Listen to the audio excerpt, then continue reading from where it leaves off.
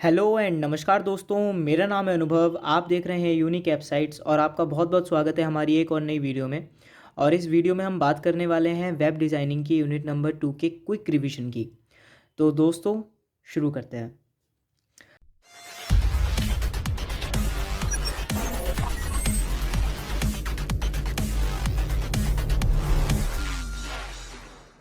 तो दोस्तों, अगर आपने हमारे चैनल को अभी तक सब्सक्राइब नहीं किया तो प्लीज़ सब्सक्राइब कर दीजिए और वीडियो को लाइक कर दीजिए, शेयर कर दीजिएगा। तो चलिए शुरू करते हैं।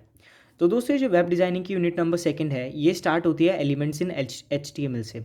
तो इसके अंदर क्या होता है, एलिमेंट्स क्या होते हैं? तो एलिमेंट्स मेनली क्या होते हैं? बिल्डिंग ब्लॉक्स होते हैं किसी भी HTML डॉक्यूमेंट के। जैसे कि हम यहाँ पर देख सकते हैं कि टोटल 8 टाइप्स के यहाँ पे आपको कैटेगरी दिख रही हैं कि एलिमेंट्स कैटेगराइज्ड वे में किस तरीके से दिखती हैं। तो सबसे पहले आता है आपका रूट। रूट के अंदर जैसे कि आप स्टार्टिंग में देखते होंगे डॉक टाइप, तो वो आता है। मेटा डेटा बहुत एक एक थोड़ा सा वाइड टॉपिक है जिसे आप पढ़ सकते हैं क्वेश्चन नंबर 2.4 से, जो कि क्वांटम के अंदर है। लेकिन फिर भी मेटा डेटा जो होता है, वो जो प्रॉपर्टीज़ होती है ना उस डॉक्यूमेंट की, उसको रखता है अपने अंदर। फिर उसके बाद आते हैं सेक्शन। जैसे आपको पता होगा कि एक वेबसाइट के अंदर कई सारे सेक्शंस होते हैं, तो उसी टाइप से ये जो हमारी सेक्शन होते हैं, इसके अंदर सेक्शन किस तरीके से डिवाइडेड होते हैं। सबसे पहले हमारी बॉडी टैग आता है, जैसे आपको पता होगा। फिर उसके बाद अगर आपको उसके अंदर भी सेक्शन डिवाइड करना तो आप सेक्शन का यूज़ कर सकते हैं। फिर उसके बाद नेविगेशन का एक अलग सेक्शन होता है नेविगेशन का, उसके लिए हम नैव यूज़ करते हैं। फिर उसके बाद अगर आपको आर्टिकल लिखना है तो उसके लिए एक अलग सेक्शन होता है जिसे आर्टिकल ये टैग एलिमेंट आप यूज़ कर सकते हैं। फिर असाइड यूज़ कर सकते हैं, हेडर यूज़ कर सकते हैं, फुटर ऐड कर सकते हैं, या फिर एड्रेस यूज़ कर सकते हैं। तो ये सारे के सारे जो पार्ट्स हैं वो हैं सेक्शन के। फिर उसके बाद हम आते हैं हेडिंग पर। तो हेडिंग में आपको पिछली वीडियो में बता चुका था कि हेडिंग क्या होती है, कि आप हेडिंग को हेडिंग 1, हेडिंग 2, हेडिंग 3, हेडिंग 6 तक आप यूज़ कर सकते हो। और इसी तरीके से हम फ्लो पे आते हैं। तो फ्लो के अंदर हमारी ए आती है और ABBR आती है। फिर उसके बाद हम नेक्स्ट पे जंप करते हैं तो फ्रेजिंग आती है। फ्रेजिंग दो टाइप की, दो नहीं बहुत सारे टाइप की होती है मेनली, लेकिन हाँ हमारे में ज़्यादातर यही यूज़ होती है कि एक स्पैन एक स्ट्रॉन्ग। और भी हैं, आप अगर पढ़ना चाहें तो आप पढ़ सकते हैं। फिर उसके बाद आती है एम्बेडेड। एम्बेडेड का मतलब क्या होता है कि जो आपकी डॉक्यूमेंट है, जो आपकी वेबसाइट है, उसके अंदर आपने कौन कौन से टाइप का मल्टीमीडिया यूज़ किया हुआ है, या फिर क्या क्या चीज़ें उसके अंदर आपने एक्सटर्नल तरीके से इंसर्ट करी हुई हैं। तो जैसे कि आपकी ऑडियो है, कैनवास है, या फिर एम्बेड फंक्शन का यूज़ करके भी आप बहुत सारी चीज़ों को एम्बेड कर सकते हो। आप यहाँ इसमें इमेज भी ऐड कर सकते हैं, वीडियो भी ऐड कर सकते हैं, और भी बहुत सारी चीज़ें कर सकते हैं। फिर उसके बाद इंटरैक्टिव बनाने के लिए आप आई फ्रेम्स यूज़ करते हैं और लेबल्स यूज़ करते हैं। फिर उसके बाद हम जंप करते हैं HTML टैग्स के ऊपर। तो HTML टैग्स के अंदर क्या होता है? Instruction embedded directly into text और डॉक्यूमेंट। इसका मतलब क्या होता है? जो इंस्ट्रक्शन होते हैं वो डायरेक्टली डॉक्यूमेंट के अंदर लिखे जाते हैं, उसको बोले जाता है किसकी हेल्प से? HTML टैग्स की हेल्प से। ये मेनली दो टाइप के होते हैं, एक होते हैं पेयर्ड, एक होते हैं सिंगुलर। पेयर्ड का मतलब क्या होता है कि अगर आपने वो ओपन किया है तो आपको वो क्लोज भी करना पड़ेगा। ठीक है, अगर आपने ओपन किया है तो आपको क्लोज भी करना पड़ेगा। ये आपके पेयर्ड में होते हैं। फिर उसके बाद आता है आपका सिंगुलर टैग। सिंगुलर टैग्स के अंदर आपको कोई भी ज़रूरत नहीं है।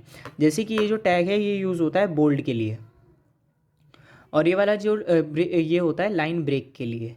तो इन दोनों में आप डिफरेंस देख सकते हैं कि अगर आपने बोल्ड को क्लोज नहीं किया, खुला ही रहने दिया, तो आगे जितने भी टेक्स्ट आएंगे वो सारे के सारे बोल्ड हो जाएंगे।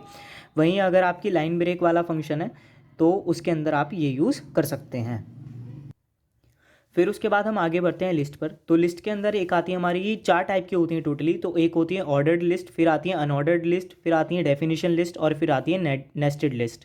तो हम जल्दी से देख लेते हैं कि क्या होती है ऑर्डर्ड लिस्ट। जैसे कि आपने देखा होगा कि जैसे मैंने यहाँ पे नंबरिंग करी हुई है, यहाँ पे जैसे मैंने नंबरिंग करी हुई है 1 2 3 4 5 6 7 8 9, या फिर आगे और भी जैसे भी करूँगा मैं ABCD या जैसे भी करूँगा, तो वो सारी की सारी आती हैं आपके ऑर्डर्ड में, जो कि एक सीरीज़ में चलती हैं, नंबर वाइज चलती हैं। अनऑर्डर्ड का मतलब क्या होता है? हम बुलेट्स का यूज़ करते हैं। जैसे कि हमने ई स्टार का यूज़ कर रखा है, जैसे मैं यहाँ पे 1 2 3 यूज़ नहीं करता, 1 2 3 4 यूज़ नहीं करता, लेकिन बुलेट्स की यूज़ करता, तो वहाँ पे ये अनऑर्डर्ड लिस्ट के अंदर आता।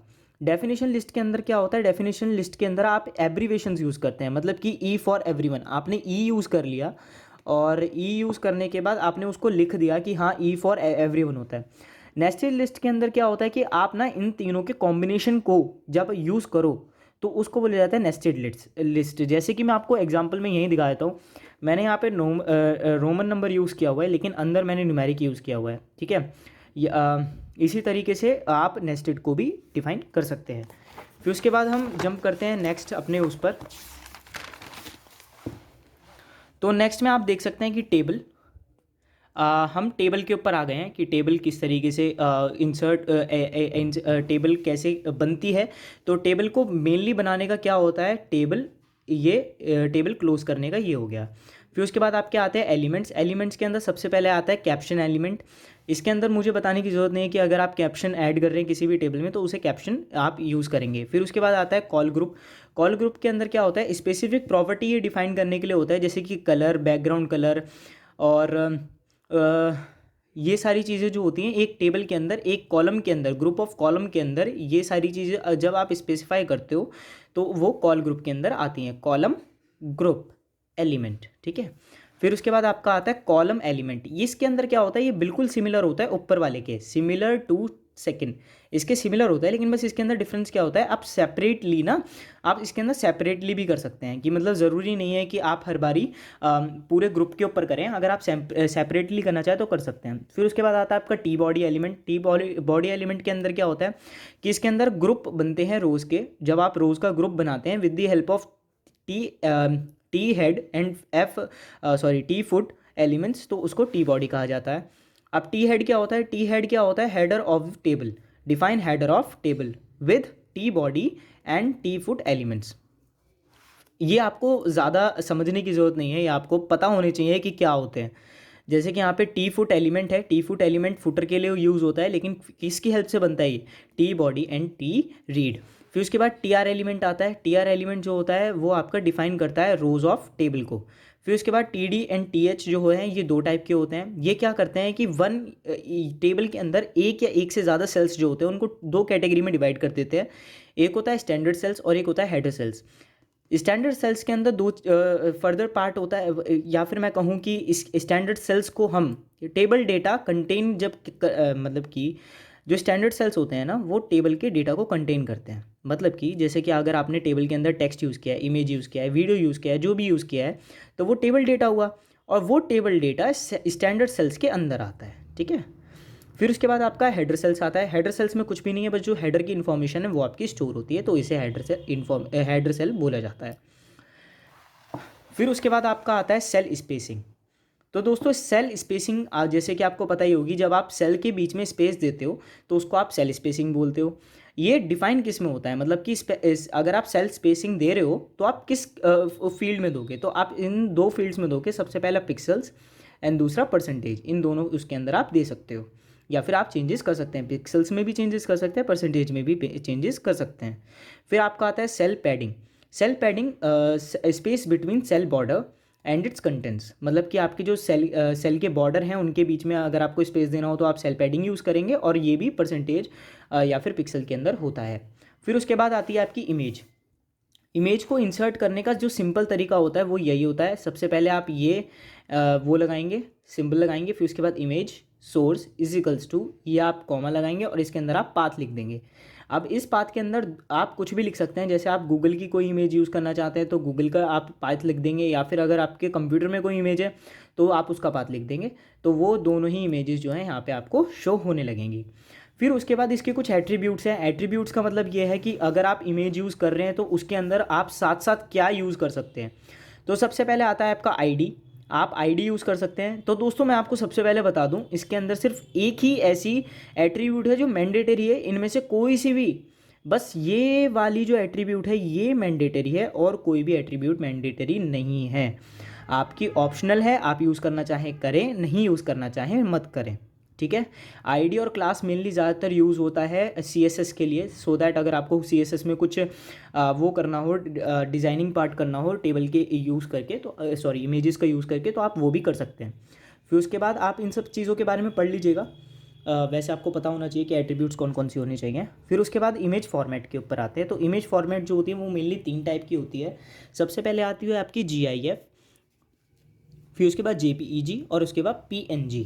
ये जो होती हैं ये इमेज फॉर्मेट्स जो होते हैं मेनली यूज़ इमेज फॉर्मेट्स होते हैं, और यही हमारे सिलेबस में गिवन है। फिर उसके बाद हम जंप करते हैं ऑडियो टाइप्स पे। तो ऑडियो टाइप्स की, ये ऑडियो तो आपको पता ही होगा क्या होता है, कि जब कोई भी वॉइस होती है वो रिकॉर्डेड होती है और जब आप उसको किसी भी वेबसाइट के अंदर ऐड करते हैं तो उसको ऑडियो बोला जाता है। फिर उसके बाद ये टाइप्स होते हैं इसके कई सारे, जैसे AAC, AIFF, AU, IFF, M3V, MIDI। तो दोस्तों इस सब के आपको अगर फुल फॉर्म्स चाहिए तो आपको क्वांटम में मिल जाएंगे, और क्वांटम की डाउनलोड लिंक मैं आपको डायरेक्टली अपने डिस्क्रिप्शन में दे दूंगा। ठीक है, आप वहाँ से डायरेक्टली डाउनलोड कर सकते हैं। और अगर आपको इसके नोट्स चाहिए तो प्लीज़ मुझे कमेंट करके बता दीजिएगा, मैं नोट्स भी hand to hand description area में डाल दूंगा। और दोस्तों प्लीज़ चैनल को सब्सक्राइब कर लो यार, please. Watch time non subscribers दे रहे हैं ज़्यादा और सब्सक्राइबर्स बहुत कम दे रहे हैं। फिर उसके बाद हम जंप करते हैं वीडियो पर। तो वीडियो के अंदर आपके फॉर्मेट्स, वीडियो भी सेम है। जब आप रिकॉर्ड करते हैं किसी भी वीडियो को, मतलब कि इमेजेस को जब आप रिकॉर्ड करते हैं, कई सारी इमेजेस को एक साथ रिकॉर्ड करते हो तो वो वीडियो बनती है। फिर उसके बाद जो फॉर्मेट है इसका AVI है, MPEG है, QT, MOV एंड WMV। ये जो है ये आपकी यूनिट नंबर 3 यहाँ पे यूनिट नंबर 2 कंप्लीट हो गई है यहाँ पर। यूनिट नंबर 2 के अंदर इतना ही था।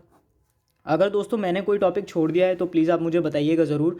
और मैं आपको सजेस्ट करूँगा कि आप एक बार क्वांटम बुक में से ज़रूर एक बार वो करें, रीडिंग करें, और उसका डायरेक्ट लिंक मैं आपको दे दूंगा। फिर उसके बाद आप 2 मार्कर्स क्वेश्चंस को ज़रूर करें, 2 मार्क्स वाले क्वेश्चंस को ज़रूर करें, क्योंकि उससे आपको बहुत ज़्यादा हेल्प मिलेगी और आपको बहुत अच्छा स्कोर करना है।